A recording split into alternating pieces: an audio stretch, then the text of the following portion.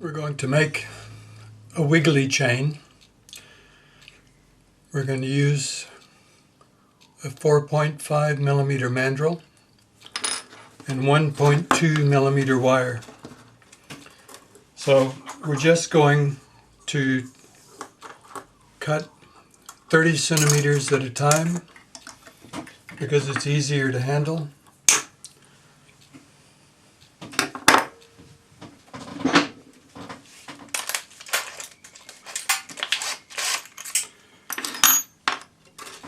Put the mandrel in your cordless drill.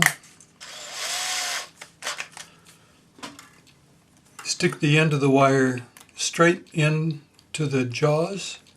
Turn it 90 degrees. Slowly pull the trigger and keep the wire as close as possible to itself. When you get about 50 mil from the end, you can feel this coming through your fingers.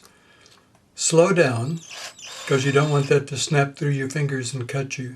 And you can just push the end around the mandrel, release it, take this off, and we're going to cut our links apart.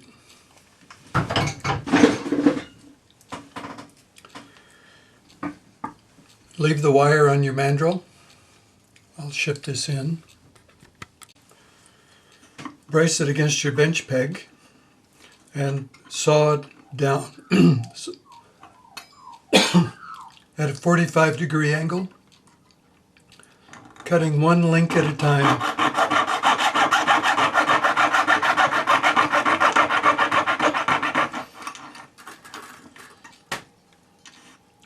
Cut until they're all finished.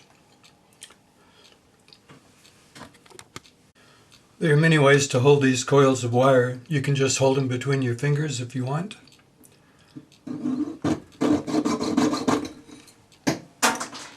Or you can just hold this tight against your bench peg and saw down.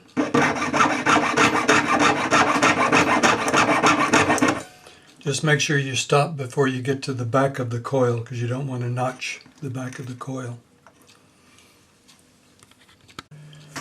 Once we get these all cut off our mandrel, we're going to assemble them in groups of 3.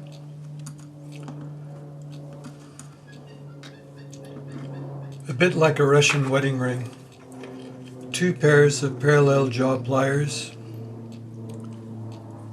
Close the one, and you push it past itself, bring it back so that it just clears, and you want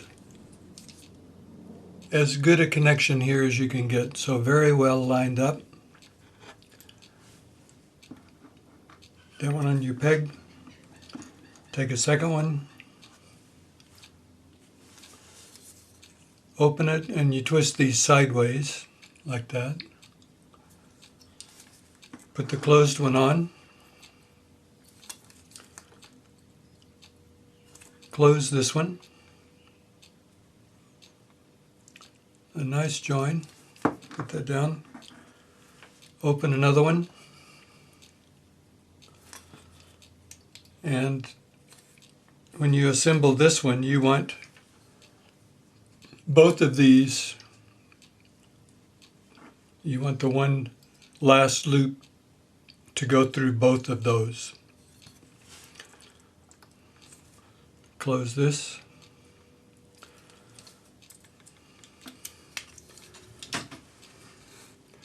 So this is roughly what it looks like. Yeah. So the 3 rings interlaced with each other. One goes through one more, and then the next one goes through both of those. Now, at this point, we're going to put this on the third hand and solder these joins individually. So we'll make a few of these so that we don't have to keep going back and forth. So what I'll do is just this first section, the 30 centimeter long section, I'll assemble all of those, and then we'll go to the third hand and we'll solder all of these. So this first batch made 5 of these little groups with a couple left over. So now we'll go solder these. We're going to solder these using hard solder. So take your solder snippers,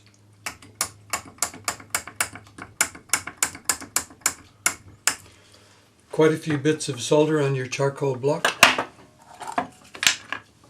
Take your flux brush and spread these out so that you have a little gap in between each one. You don't want them to melt together, but you'd like for them to be flexed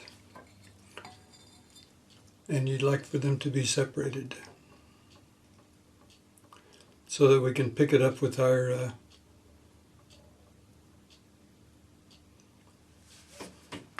solder pick.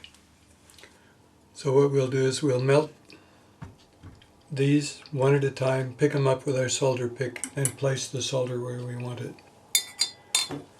So take one of your sets of 3, isolate the join by putting your third hand tweezers right at the bottom of the join, so the join will be up and your other jump rings will be hanging down. So what you're going to do is just a small amount of flux right on the join. Light your torch. We're using a mini torch for this one with your regular flame.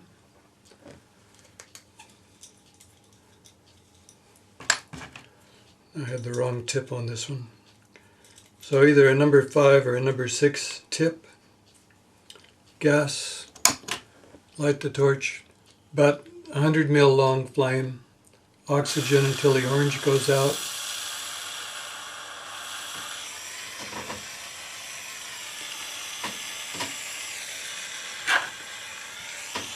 Heat a piece of solder and your solder pick. Move the two together and the solder will stick to the pick. Point the flame so that it's from the bottom up so that it only heats the join. Touch your solder pick to it and it'll solder. Now take your tweezers, take the next jump ring, isolate it with the join up, flex it, and it'll be hot and the flux will bubble, but that's all that'll happen because you're using a sable flux brush. So bring the next join up, put the solder on it, it'll flow. Tweezers, and you can see I'm just holding this between my fingers so that I can work without turning the torch off. Turn that jump ring up, flux it, heat your solder, touch the pick to it, heat the join, and that's it. That's your first set of 3. Now you can just drop those in your quenching bowl, or you can quench them and just set them to the side and we'll get back to them. So do all of those sets of 3, solder all of the sets of 3.